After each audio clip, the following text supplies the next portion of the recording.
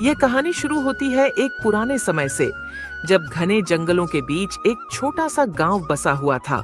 गांव का नाम था नवगढ़।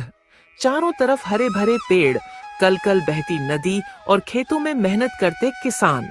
देखने में गांव बेहद शांत और सुखी लगता था, मगर उसके ऊपर एक खौफनाक साया मंडराता रहता था, जंगल का शेर। वो शेर बहुत बड़ा और ताकतवर था। उसकी दहाड़ इतनी भयानक थी कि सुनकर ही औरतें बच्चे कांप जाते थे। गांव वाले कहते थे, ये शेर इंसानों का मांस चख चुका है, अब इसका लालच कभी खत्म नहीं होगा। हर दूसरे तीसरे दिन कोई न कोई चरवाहा, लकड़हारा या खेत में काम करने वाला आदमी जंगल से गायब हो जाता। लोग मान चुके थे कि ये शेर उनकी मौत का देवता है। गांव में एक डर का माहौल था। सूरज ढलते ही सब अपने घरों के दरवाजे बंद कर लेते। कोई जंगल की तरफ न जाता, और अगर जाना भी पड़ता तो हमेशा झुंड में जाते। उसी गांव में एक लकड़हारा आदर्श रहता था। वह दुबला पतला, साधारण कपड़े पहने, हाथ में कुल्हाड़ी लिए वो रोज जंगल में लकड़ी काटने जाता। लेकिन आदर्श बाकी गांव वालों से अलग था।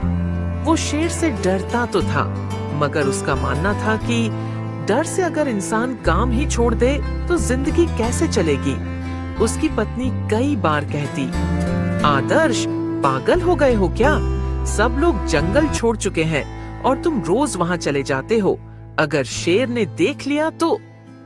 यह सुनकर आदर्श मुस्कुरा देता और कहता, शेर ताकतवर तो है, लेकिन अक्ल नहीं लगा पाता, और जो इंसान दिमाग लगाता है उसे कोई जानवर हरा नहीं सकता।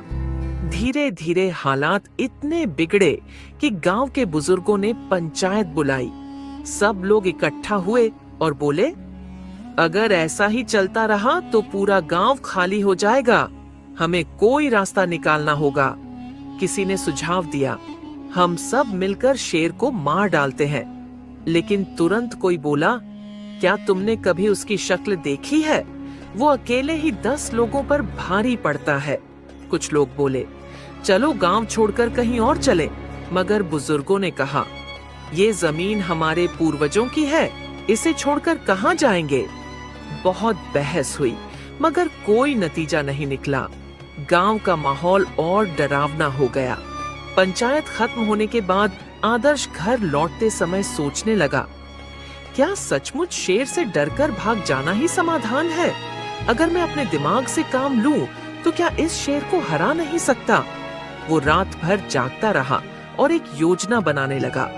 उसे पता था कि ताकत से शेर को हराना असंभव है, लेकिन उसकी मूर्खता ही उसकी सबसे बड़ी कमजोरी है। अगले दिन आदर्श हमेशा की तरह कुल्हाड़ी लेकर जंगल में गया। वो जानता था कि आज उसका सामना शेर से हो सकता है। जैसे ही वो लकड़ी काट रहा था, अचानक झाड़ियों में खड़खड़ाहट हुई। पत्तों के बीच से सुनहरी आंखें चमकी और फिर गड़गड़ाती आवाज के साथ शेर निकला। शेर दहाड़ा और बोला, ओ लकड़हारे, ये जंगल मेरा है। यहाँ की लकड़ी, यहाँ का शिकार सब मेरा है। तूने हिम्मत कैसे की मेरे इलाके में कदम रखने की? आदर्श का दिल जोर जोर से धड़क रहा था, मगर उसके चेहरे पर डर नहीं था।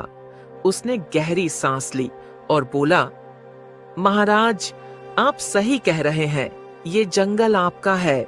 मैं तो बस एक गरीब आदमी हूँ, रोजगार के लिए यहाँ आता हूँ। लेकिन अगर आप चाहें तो मैं आपके लिए काम कर सकता हूँ। शेर चौंका और पूछा, काम? कैसा काम? आदर्श ने कहा, मैं रोज रोज शिकार पकड़कर आपको दे सकता हूँ। आपको खुद मेहनत करने की जरूरत नहीं होगी, बस आप मुझे छोड़ दें। शेर ने सोचा, ये इंसान डरपोक नहीं लगता, मगर अगर ये सच में मेरे लिए शिकार लाए तो मुझे मेहनत नहीं करनी पड़ेगी। उसने आंखें तरेरी और कहा, ठीक है लकड़हारे, अगर तूने रोज मुझे शिकार लाकर दिया तो मैं तुझे छोड़ दूंगा। लेकिन अगर एक दिन भी खाली हाथ आया तो तेरा मांस मेरा खाना होगा। आदर्श ने सिर झुकाकर हामी भर दी। उस पल से खेल शुरू हो चुका था। आदर्श घर लौटा तो उसकी पत्नी घबराई हुई थी। अरे राम, आज भी तू जंगल से सही सलामत लौट आया? सुना है शेर तुझे देख चुका है। आदर्श मुस्कुराकर बोला, हाँ देखा था, लेकिन मैंने उसे समझौता करने पर मजबूर कर दिया। पत्नी हैरान रह गई। शेर से भी कोई समझौता कर सकता है? आदर्श बोला, हाँ, अगर इंसान अपनी अक्ल से काम ले तो सब कर सकता है। अब आगे देखना, वही शेर मेरे जाल में फंसेगा। अगले दिन आदर्श ने सोचा, अगर मैं शेर को रोज इंसानी शिकार दूंगा तो गांव वाले मुझ पर शक करेंगे। मुझे ऐसा रास्ता निकालना होगा जिसमें शेर भी खुश रहे और गांव वाले भी बच जाएं। उसने शेर के लिए एक मोटी तगड़ी बकरी पकड़कर ले गया। शेर ने बकरी देखते ही दहाड़ लगाई। वाह लकड़हारे, तूने तो मजा दिला दिया, अब तू वाकई मेरा आदमी है। आदर्श ने हाथ जोड़कर कहा, महाराज, मैं तो बस आपकी सेवा कर रहा हूँ, लेकिन ध्यान रहे, असली ताकत सिर्फ आपके पास है। शेर गर्व से हंसा, सही कहा, जंगल का राजा मैं हूँ। तुझे मैं इसलिए छोड़ रहा हूँ क्योंकि तू मेरी सेवा करता है। आदर्श मन ही मन मुस्कुराया। यही तो इसकी कमजोरी, घमंड और मूर्खता है। धीरे धीरे आदर्श रोज कुछ न कुछ शेर को ले जाता। कभी खरगोश, कभी बकरी, कभी सुअर। शेर मजे से खाता और आलस से पेड़ों के नीचे लेट जाता। गांव वाले यह देखकर हैरान थे।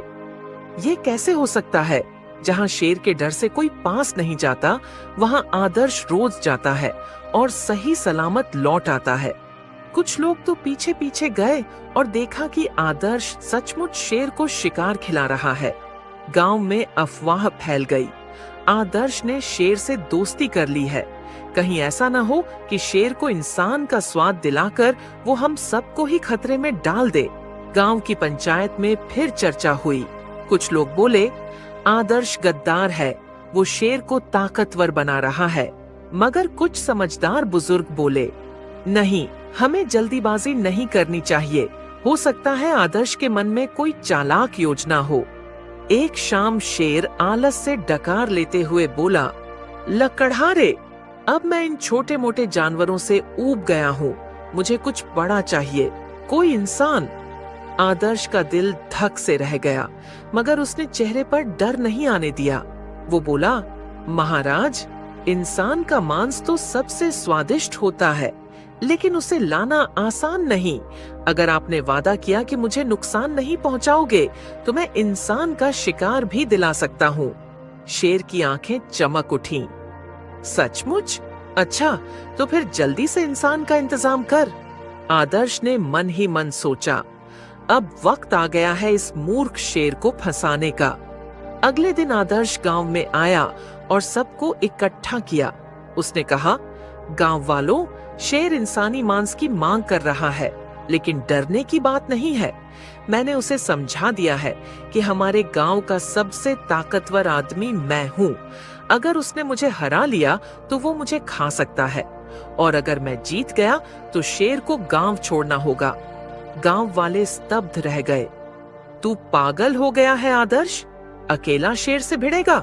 आदर्श मुस्कुराया और बोला, चिंता मत करो, मैं बल से नहीं, दिमाग से लड़ूंगा, और यही उसकी हार होगी। शाम को आदर्श शेर के पास गया। महाराज, मैंने गांव वालों से बात की है। सब मानते हैं कि इंसानों में सबसे ताकतवर मैं हूँ। अगर आपको सचमुच इंसानी ताकत का स्वाद चखना है तो मुझे ही खाइए, लेकिन उससे पहले आपको मेरी ताकत का इम्तिहान लेना होगा। शेर हैरान रह गया। तू खुद को मेरा शिकार बना रहा है, और इम्तिहान कैसा? आदर्श ने रहस्यमय अंदाज में कहा, जंगल के बीच एक खाई है। वहां मैंने अपने सबसे बड़े दुश्मन को कैद करके रखा है। वो मेरे जैसा ही ताकतवर है। अगर आप उसे हरा दो, तभी आपको हक है मुझे खाने का। शेर की आंखों में लालच चमक उठा और वह बोला, ठीक है लकड़हारे, कल सुबह मुझे उस खाई तक ले चल। मैं तेरे दुश्मन को चीर फाड़ कर रख दूंगा। आदर्श मुस्कुराया और मन ही मन कहा, बस यही तो चाहता था मैं। सुबह का समय था। जंगल की हवा में अजीब सी ठंडक और सन्नाटा था।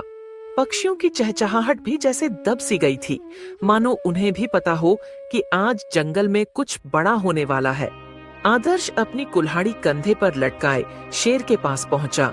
शेर अधीर होकर इधर उधर टहल रहा था। उसने दहाड़ कर कहा, लकड़हारे, जल्दी चलो, मुझे उस ताकतवर दुश्मन से मिलवाओ। आदर्श ने सिर झुकाकर कहा, आइए महाराज, मैं आपको वहां तक ले चलता हूँ, लेकिन ध्यान रहे ये लड़ाई आसान नहीं होगी। दोनों धीरे धीरे जंगल के अंदर गहराई तक बढ़े। पेड़ों की ऊंचाई बढ़ती जा रही थी, धूप धीरे धीरे कम होती जा रही थी। जैसे जैसे वो खाई के पास पहुंचे, हवा ठंडी और डरावनी हो गई। शेर गरजते हुए बोला, लकड़हारे, तेरा दुश्मन चाहे जितना ताकतवर क्यों न हो, मेरी एक ही दहाड़ से कांप उठेगा। आदर्श ने मन ही मन मुस्कुराकर कहा, बस थोड़ी देर और, मूर्ख शेर। आखिरकार दोनों एक गहरी और चौड़ी खाई के पास पहुंचे। खाई इतनी गहरी थी कि नीचे झांककर देखने पर सिर्फ काले पानी की चमक नजर आती थी।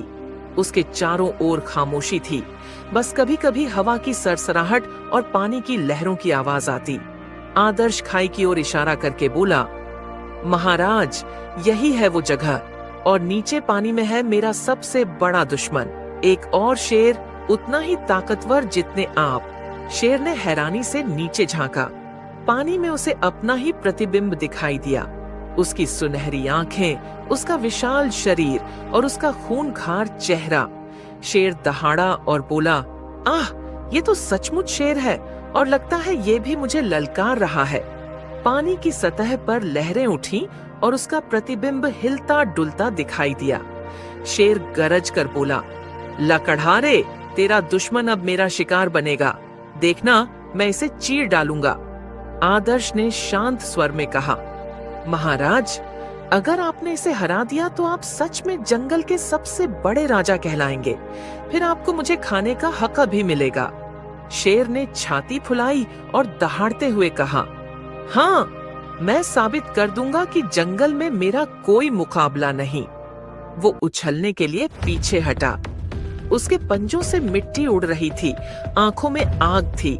आदर्श ने एक आखिरी बार मन ही मन प्रार्थना की, हे भगवान, मेरी इस चाल को सफल कर देना। अचानक शेर ने जोरदार दहाड़ लगाई और खाई में छलांग लगा दी। उसका विशाल शरीर हवा में लहराता हुआ सीधे पानी में गिरा। धड़ाम!